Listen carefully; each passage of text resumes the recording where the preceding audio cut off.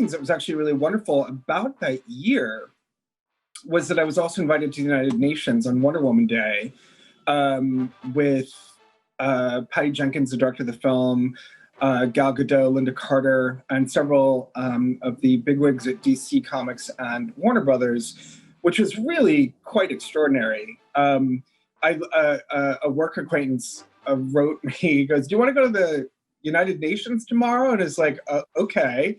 And I thought he was in town, on vacation, and this was going to be some sort of tourist event, but it turned out it was something far more extraordinary.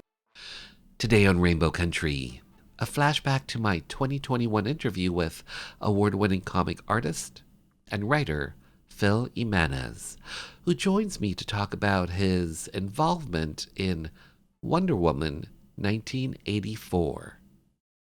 We also get his thoughts on the popularity of comic book movies and so much more. Hi there, I'm Bennett Singer, a documentary filmmaker and the co-director of the new film Cured, which is currently available on PBS and on the PBS video app. You are listening to Rainbow Country with Mark Tara. Phil Jimenez, hi, how are you? Hi, how are you? I'm well. It's cold out. Cold and snowy. Am I saying your name correctly, Phil Jimenez? You are, which is very exciting. It's the little things in life, isn't it? It is. A lot of people still say it Jimenez, which... Jiminy Crickets.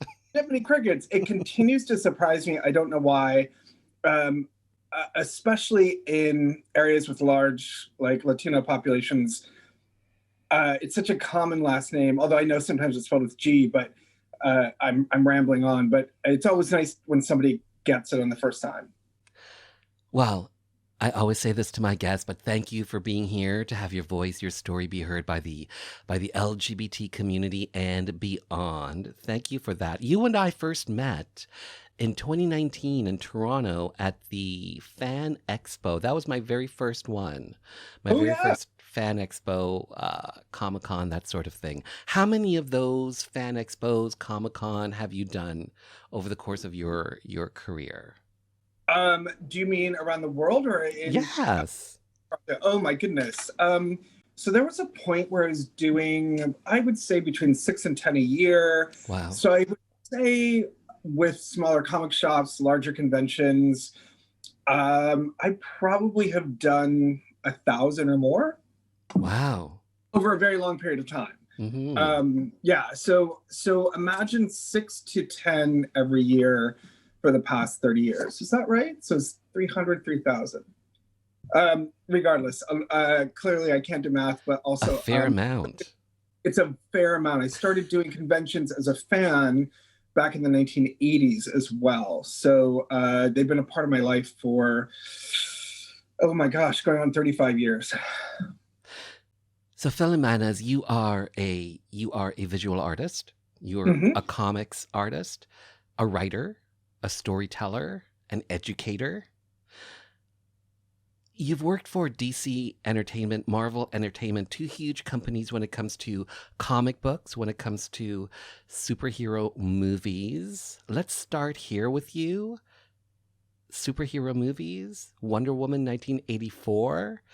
You are in the credits of that movie. I got a special thank you, and I was actually very pleased. I got a special thank you in the first movie as well, and had the opportunity to go to the premiere there. And one of the things that was actually really wonderful about that year was that I was also invited to the United Nations on Wonder Woman Day with Patty Jenkins, the director of the film, Gal Gadot, Linda Carter, and several of the bigwigs at DC Comics and Warner Brothers, which was really quite extraordinary. A work acquaintance wrote me, he goes, "Do you want to go to the United Nations tomorrow?" And it's like, okay. And I thought he was in town, on vacation, and this was going to be some sort of tourist event, but it turned out it was something far more extraordinary. And then, of course, being thanked in both films and being able to go to the premiere of the first one has been really lovely. Wonder Woman's been a part of my life since I was 4 or 5 years old. So it's really this, I want to say, almost terrific full circle. Um, and quite a gift, quite a lovely honor that I'm part of the official Wonder Woman record. Hmm. So you just mentioned uh, you were around 3 or 4 when you got your first Wonder Woman comic, I guess.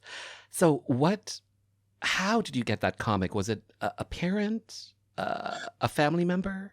Well, my first exposure to Wonder Woman, I tell the story a lot because I think it's very funny, was actually on TV, and it was on the Brady Bunch spin-off, The Brady Kids, which was an animated show about the 6 Brady children. And they had episodes that guest starred Superman and Wonder Woman. And that's actually where I first was exposed to Wonder Woman, was on a Brady Bunch spinoff. And then not long after, in her appearance on the Super Friends, but most importantly, the Linda Carter TV show. I often say I was actually not a comic book kid. I was a TV kid. And so my first real exposure to Wonder Woman, my love for her, came from the TV shows, and particularly Linda Carter's embodiment of that character. I did have some Wonder Woman comics when I was a kid that my mother purchased for me, but I didn't become an avid comic book fan until the Star Wars movies came out. And then Marvel Comics put out a comic book to coincide with Star Wars and sort of ongoing adventures of the characters between the movies. And that's really what got me into comics, was not Wonder Woman, but Star Wars.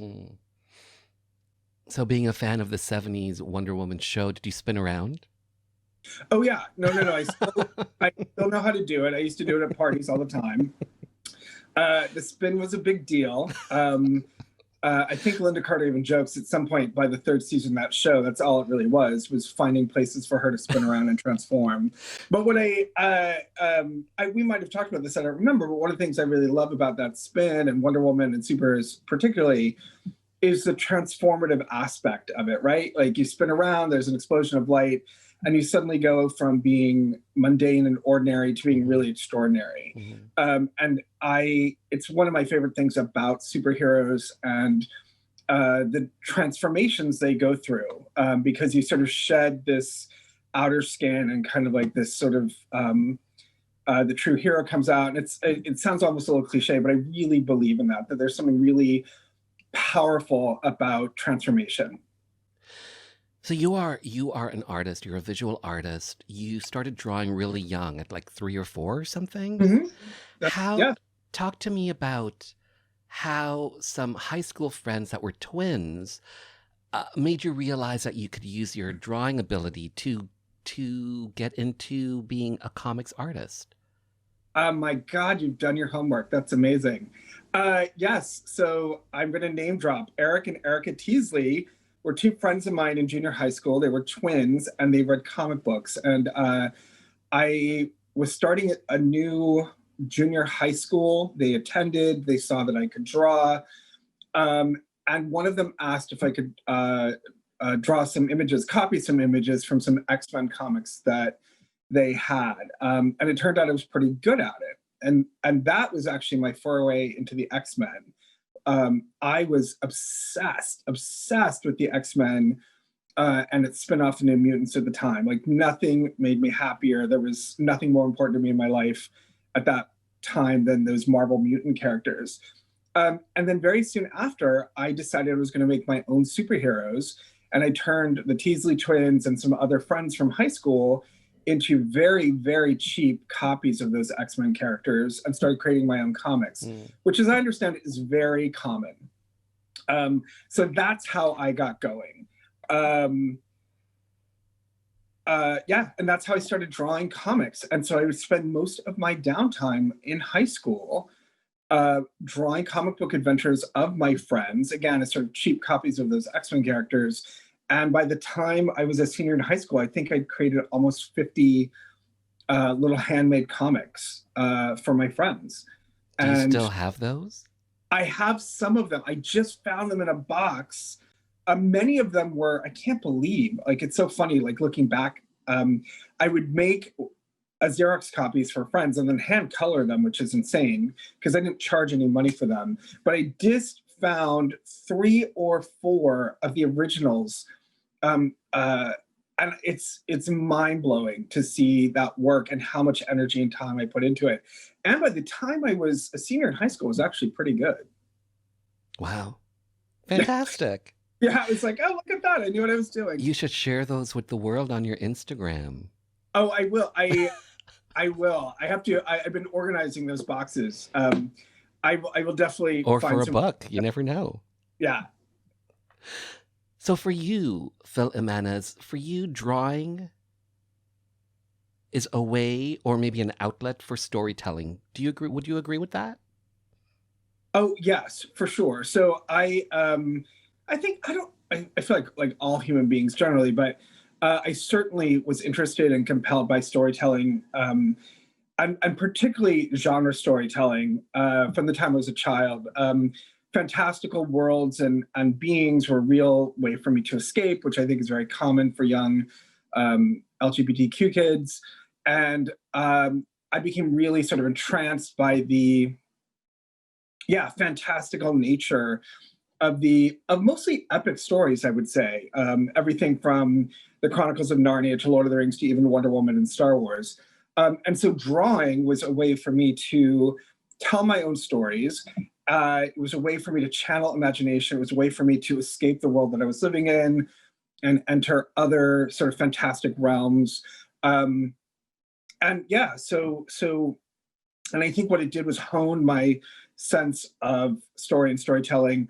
I have long said I don't think I'm the best drawer in the world, meaning anatomist or sort of structural drawer, but I do have a fairly good sense of design and a good sense of sort of emotional beat, which I think came from studying and just being consumed by stories of any kind when I was younger, even the ones you wouldn't think about.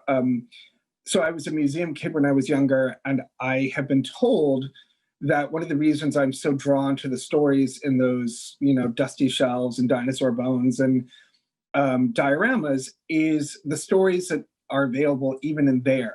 So that's the other thing. I tend to see storytelling opportunity in almost anything. So I'm just very, very interested in that. And one last note, I've often said that there are a thing I tell my students all the time is that there are 7 billion people on the planet and they each have stories far more interesting than mine. I just have the good fortune to have access to people that can let me tell my stories and a skill set that allows me to do that. So let's break down a comic book, let's say. Okay. I'm sure most people know what comic books are. I'm sure everybody has thumbed through them at some point. So when you're looking at those panels and the actions that are in those panels, how do you end up deciding what's in a panel? Talk to me about that. When it comes to the actions, how do you decide what's going to be in one of those panels? Well, that's an amazing question. To start, generally, just for people that don't know, comic books are a highly collaborative medium, and there's usually 1 or 2 people on every part of the job. So there's a scriptwriter, an artist, a colorist, someone who does the lettering, an editor who brings the whole job together. So while you do get your auteurs who do it all, often we're just all parts of a larger machine, like a conveyor belt of construction. So when I get a script, assuming I'm not writing the book, my first job is to read it, get a sense of rhythm, physical action, emotional beats. And then when I'm breaking down a story, it's this combination of deciding what's the most important image to tell a particular moment. Because unlike a movie, comic books are still, they can't move. So it's almost like a collection of photographs, kind of assemblage into the story. So you need to choose the moments that will convey the story the most effectively, the most quickly in a single panel. And then you have to be very, very careful about what happens in the next panel, that there's enough information and enough corollary information that people can make the leap from one panel to another. They call this the magic of what happens in the gutter or in the between the panels, because the human brain fills in that part, excuse me, of the storytelling. So a lot of it has to do with that. A lot of it has to do with design, how I design a page, determining on a page what is the most dynamic or important action that needs to be the physically biggest on the page and designing for that. Where the emotional beats are, because I design those differently than, say, I do an action beat, which will have a different sense of scale physically on the page. I'll draw certain things differently. So it's several things, but it's mostly considering story. It's considering design. It's knowing that there's a limit. There's about 20 pages, sometimes 25. So I have to tell all the story and say 100, 125 panels in this 25 pages. And I have to make sure that it makes sense to the reader, that sequentially no information is lost, so that the reader can follow through, ideally, even if there were not words in the book. So when you're looking at the script, in the script that you get beforehand, does it say this needs to be illustrated, or it's just basically dialogue and description and that's it? You decide what's going to be illustrated. So it depends. My favorite script writers tend to be minimal in their caption descriptions. Often, I mean, the classic example that I give is, so a Batman page would be like panel 1, skyline of Gotham City, establishing shot, the city at night, it's raining, the moon can be seen, beaming through the clouds. So that's the information that I have. So it's up to me to decide what that's going to look like on a page, how that art is composed. Right. Panel 2, close on, I'm going to say the Chrysler building, or like, a tall building, gargoyle, we see a small figure. Panel 3, close on that figure, his, the cape flows in the wind, it's Batman observing the city. So those are the sorts of descriptions, and then it's up to me to decide what those images actually look like. Out of curiosity, do you remember your very first comic book that you got as a kid? Yeah, it's actually Wonder Woman number 226. Very specific. It's very specific, because I wrote a story that was an homage to it many, many years later. That was one of my more successful stories. But it was kind of brain exploding, because Wonder Woman, the modern day Wonder Woman, met her 1940s counterpart in an adventure, and they fought this sort of Nazi dude. And I was blown away by the idea that there were 2 Wonder Womans in the story. And there's a whole, interestingly, I mean, I think a lot of people know now, but in DC Comics and Marvel Comics, there are alternate worlds and alternate realities and different versions of characters. And this was my first exposure to that. So by the time I was 6, I understood the idea of multiple, of alternate universes, multiple timelines and things like that. So I was thinking a lot about that, in 3rd grade. I'm interested to know, especially from you, the popularity of comic book movies, superhero movies, graphic novel movies, TV shows. What do you attribute the popularity to that particular genre? Because it's been going on for well over a decade now. What do you attribute the popularity to that particular genre of movies and TV shows? So I have a couple theories. I don't know if they're accurate, but these are mine. One is, again, I believe, I mean, there are a million different comic book movies. Ghost World was a comic book movie, for example. The Green Mile was based on a graphic novel. There are lots and lots of comic book movies out there that nobody would ever think were actually graphic novels or comics, because there aren't superheroes in them. The superhero stuff, like the Marvel Comics universe, those X-Men characters, Spider-Man, I think 2 or 3 things, and it goes back to what I was talking about with Wonder Woman. One, they are larger than life characters. And for a lot of people, I think, who have sort of small, mundane lives, they provide real fantasy and escape. They're incredibly visual movies. The best ones are just sort of epic in their scale and visualness and their scope. And I think that's very appealing. I think a lot of people like the idea of imagining themselves as heroes or seeing themselves do extraordinarily heroic things. I think there's an enormous power and purpose that comes from that kind of fantasy, like I'm going to save the world. Um, the transformative powers of heroes. In the case of the X-Men, of course, there's that mutant metaphor, which so many people see as a metaphor for queerness. And I think that's a really important part of that. It really helps that there's a lot of incredibly sexy people in very tight clothing. Um,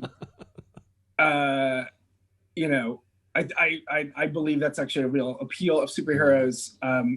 Seeing Chris Hemsworth or Halle Berry doing, their thing and in tight spandex is nice. Appealing. It's very, very appealing. But at the end of the day, I think superheroes specifically as a genre, I think part of their appeal is, it sounds a little banal, but it's a bit of that mythic quality, but it's fantasy projection. It's really just like Lord of the Rings or Narnia or any of those other heroic fantasies that allow for an enormous amount of escape and fantasy and a lot of what if. And I think also the case of the Marvel Universe, and then I will close, is that what they have done so successfully is essentially weave a soap opera through film. So something that we were used to in TV, which was the ongoing narrative, of soap opera, like day or nighttime soap operas or even TV, they were able to do with film. So you couldn't just see one movie. It was all part of a larger tapestry.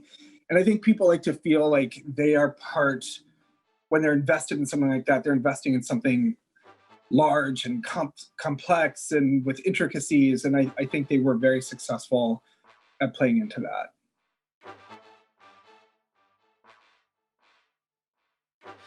So for yourself, you came out, what, in 1992? I came out I was out and dating in 92. I think I came out officially in my business in 94, and then publicly in publishing in 96. And yeah, so I'm like one of the granddaddies of mainstream superhero comics. yeah, and so talk to me about that in terms of you coming out. Did you feel any responsibility? Did you just want to say it? Did you? Oh gosh, why did you feel like you needed to say this is who I am? So my coming out professionally had as much to do with my boyfriend who had passed away as it did anything else. So the first man I ever dated worked for DC Comics. His name is Neil Posner, and it's a kind of very common story in my backstory. It's sort of, forgive me if I'm going over old history, but he was he had an enormous amount of personal impact on me, but he was an out gay man at DC Comics in the late 80s and early 90s, a designer, sort of really well respected in his business, and he passed away from AIDS in 94.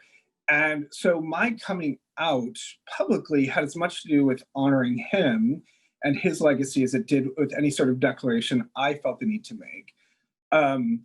It was, at the time, it was less political statement.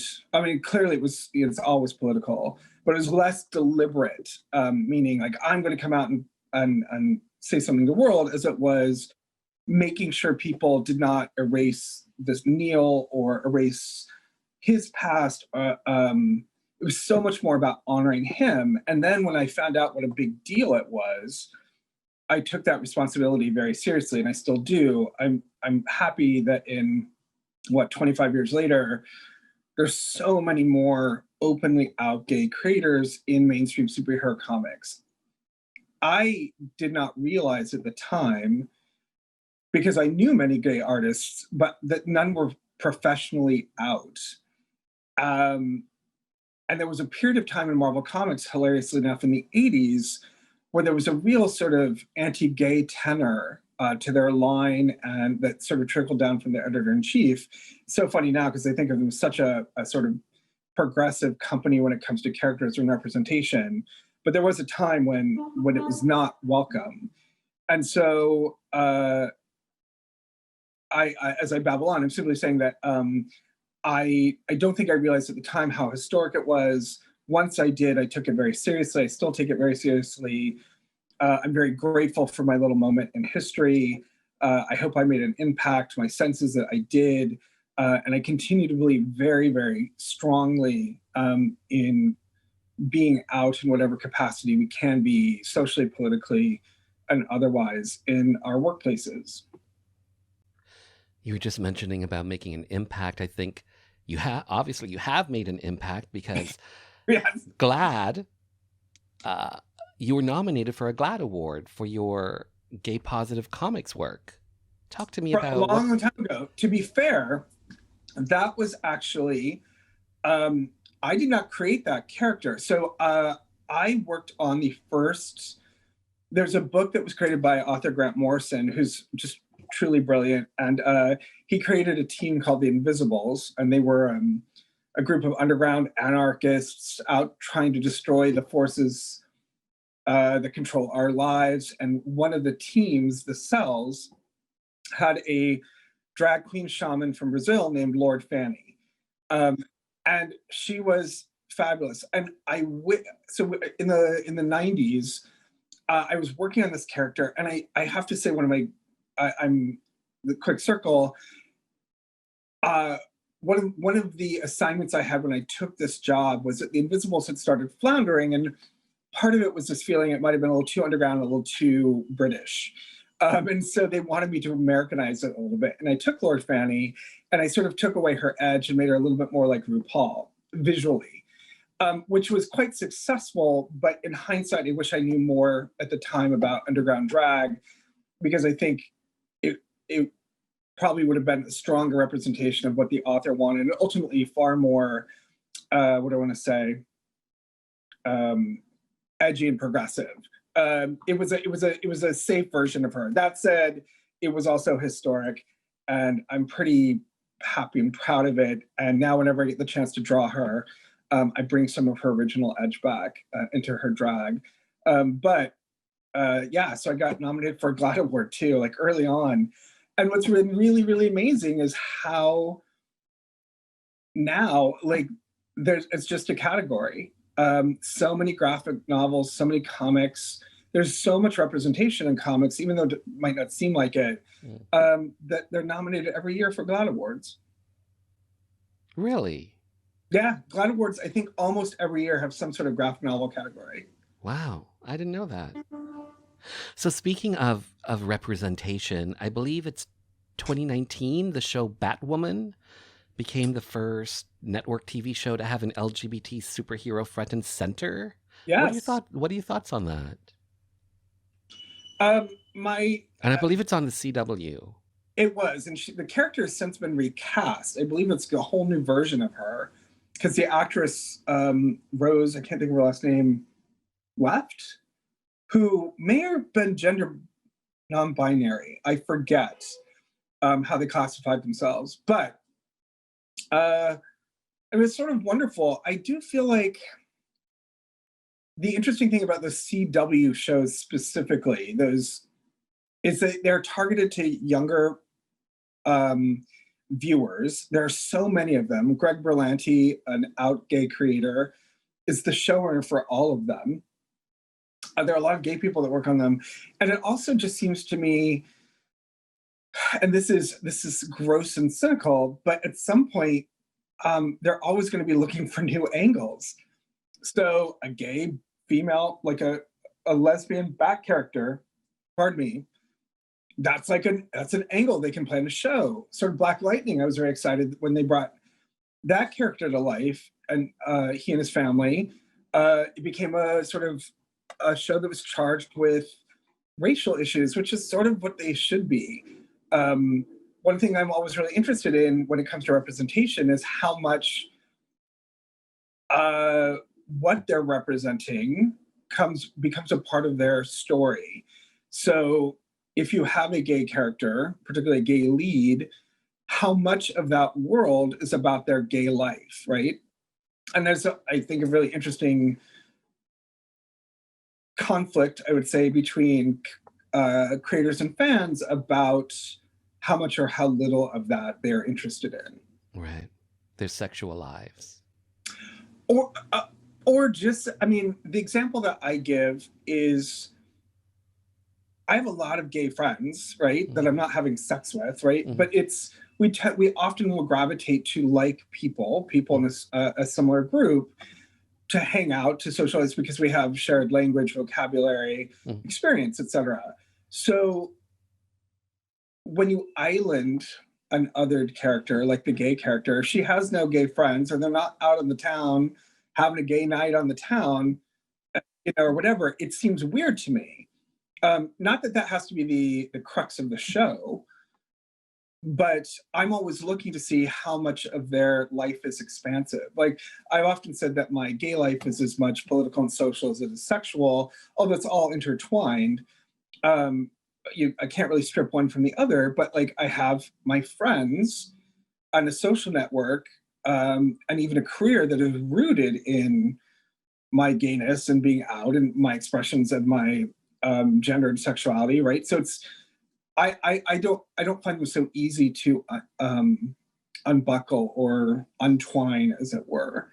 And it's the same with characters who are being marketed as the first, right? It's the first, uh, black superhero on TV, right? And then the interesting, I think, political question becomes how much of their racial, ethnic, or regional identity becomes a part of that character. Right.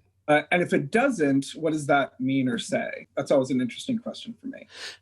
Are you ever tapped to give your opinions, your advice on some shows like that? No, I've been Because you're obviously connected. yeah. The comic people are there to provide the base material, and then it's sort of taken away from us to be turned into movies and TV. Like, that's not always true. There's some crossover. And in the early days of development on Wonder Woman, I was consulted a few times. But generally, that's a fairly partitioned world. But I think it's changing. I think it also has to do with if you own the material or if, say, Disney and Warner Brothers owns the material. So my friend Derek Robertson, who was the artist in The Boys, I know was I think a fairly active, great show. It's an amazing show. On Amazon. On Amazon. I believe he was there. He was on set. I think he had more of a say, or at least, could come in and chime in, even because it was his property. It wasn't a Warner Brothers property. It wasn't a Disney property. I think if you're working for a mainstream superhero company, we have less say in what happens with the films and TV. But I think that's also changing. It was nice to see I think it's season 2, Maven in one of the characters, like the Wonder Woman character in The Boys. Her love life, we saw more on the complications of that. Yes, and the interesting, and I have arguments with fans about this, the interesting complications that arise not simply from issues of gender and sex, but when your coworker is a crazy superpowered Nazi.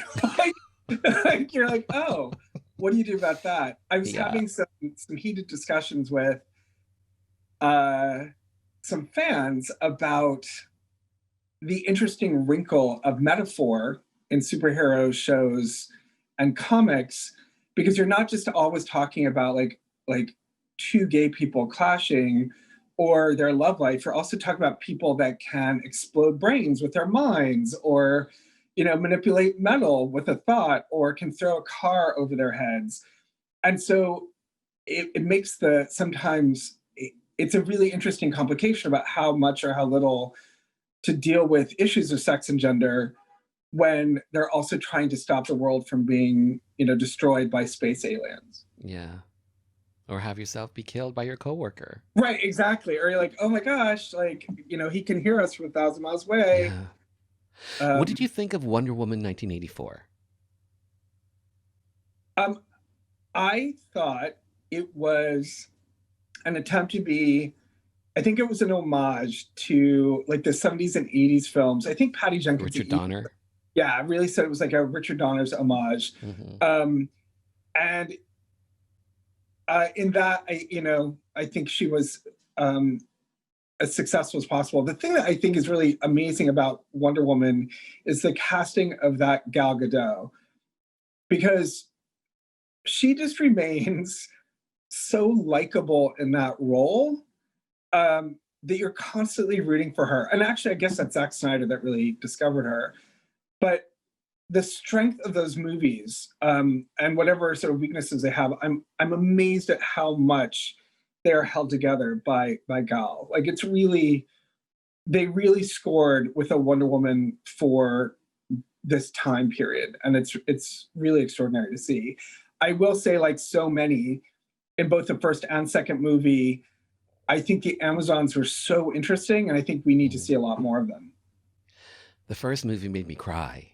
I'll say that. But Yeah, the first one in the, I think the No Man Land yeah, scene. yes, Powerful stuff. I want to ask your opinion. Do you think that coming from the mascara, and I am not a comic book doesn't matter. history person or anything like that, but do you think that the Amazonians, like Wonder Woman, do you think that she would be bisexual or pansexual or anything like that? What are your thoughts on that? So it was established back in the 80s, actually, that the Amazons ran the gamut. So some of them were lesbians, some of them um, were chaste, some married each other, others were celibate, right? Like the thing that, and that's pretty much carried through for the past 25 years. Whenever they deal with sexuality on the island, there's this whole, I mean, it's usually in the back, it's not really front and center, but there's this whole range of possibilities. The one thing I will say, and this gets very in the weeds, so take it or leave it, but there's a lot of fan fiction, there's even stuff in the comics about relationships Diana might have had growing up. And the weird thing about that for me is just practical. One, she's the daughter of a queen. She's the princess. So I'm like, who's good enough for the princess on that island, right? Like, I can almost imagine like the queen, her mother, who's so overprotective, like looking through the crowd being like, nope, nope, nope, not you, not you, not you, right? Like, nobody's good enough for my daughter, right? Like, I can almost imagine that. And then the second thing, of course, is just that she was the only child on that island. And so it makes me wonder about the dynamics when you have an island full of mothers and aunts raising you, and then suddenly you're an adult.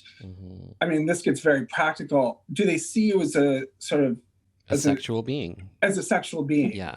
Yeah.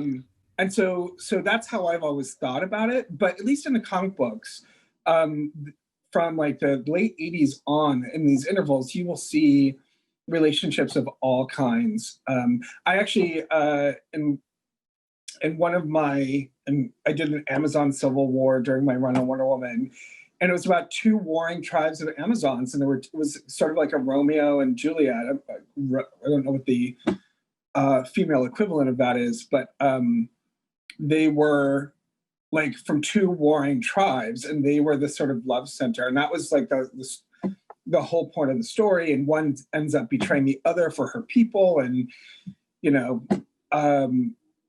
not an eyelash was like no one batted an eyelash. It's not even a thing. I think a lot of people now, certainly in 2021, just assume that there are many, many people having relationships on that island. And finally, if you look back at the original 1940s material, it is clear those Amazons were not only sexual, but they were into a lot of different fetish. They were into some things. Do you think that angle to Wonder Woman in 2021, 22 going forward, do you think that might be hinted to or brought to the fore at all in the movies? The fetish? Not the fetish, but her potential bisexuality, pansexuality, that sort of thing. Uh, that's a great question. I think it would be easier on TV than in film for a very simple, practical reason. Those films, at least now, this might change all tomorrow, have to sell to China. And China is a huge global market, and they are very skittish about same-sex relationships on screen in any sort of overt way. So I don't know. I am skeptical, but I'm a never say never person. I think it's all about timing and content, et cetera. Like I think it will be hard, but not because because I think of global economics of filmmaking, not because Right. of interest from creators. Right. I mean, so much could be told by just a look or the touch of a hand, 100%, you 100%. know, without going any further. It's like, oh my God, what did that look mean?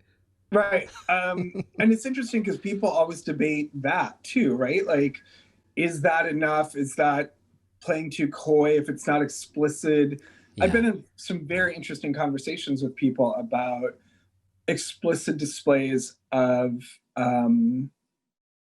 homosexual sex and homosexual love, or same sex relationships. And I come from I guess I'm just gonna say it's almost generational, like where maybe because I never expected it, I never demanded it. It never occurred to me that it was important. And that I was much more interested in the overall queerness of something than I was in the specificity of same gender relationships on screen. So, like, one of the reasons I liked Wonder Woman was because the world itself was just so queer and so colorful and so vibrant and striking. And same with the X-Men, like, those worlds were so progressive that I didn't need specific examples of representation. But I feel like, again, that's generational. A lot of younger people I speak to really need and seem to demand physical representation in material, and so my hope is that it is provided to them. Hmm. Before I let you go, Entertainment Weekly, The Advocate, Out Magazine, all consider you one of the most prominent gay creators in mainstream comics. Thoughts? My thoughts is Hell yeah. that's old. I think there was a time when that was actually true. I think there are a lot of other really prominent voices now, which makes me happy, particularly when women and non-gender binary folk. So that just thrills me. I was looking at I've been in the Out 100 a couple times and in the Advocate, and the thing that's really fun and funny about that is it's like a lovely little moment in history. Like, I'm always really grateful for that acknowledgement. Yeah, and like, how cool is that to have a biography? I know, that's fantastic. What's about 100? It's not something I think about that often, but it's a very, very nice honor to have, to be sure. So what's coming up next for you? What are you working on? So the big thing that I have been working on, which is about a year late, and I think will be out this year finally, is called Historia. It is a Wonder Woman graphic novel. It's actually about the history of the Amazons, written by Kelly Sue DeConnick, who is a incredible author, best known for books like Bitch Planet and Pretty Deadly and Captain Marvel at Marvel Comics. And what I really love about it is it's the first time a woman has ever written the history of the Amazons in comics. While there have been other female creators who have taken on Wonder Woman's origin, this is the first that takes on the origin of the Amazons themselves. And so it's a huge honor. It's the best work of my career. It has taken way too long, but again, I think it'll be out in the fall. And then after that, I have there's two projects I'm praying go through because there's sort of culmination of everything I'm interested in with gender, ethnic identity, superheroes, all that kind of stuff. But the big thing will be wrapping up Historia and getting out for fans because they've been waiting a really, really long time, and so has DC Comics. Fantastic. Phil Jimenez, thank you so much for your time. Thanks for being on the show. Thank you. It was lovely.